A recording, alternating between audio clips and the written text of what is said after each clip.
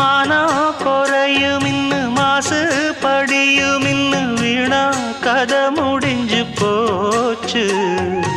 ஈசான மூலையில லேசான பள்ளி சத்தம் மாமன் பேர சொல்லி பேசுது. ஆறாத சோகந்தன்ன தீராம சேர்த்து வச்சு ஊரும் சேர்ந்து என்ன ஏசுது.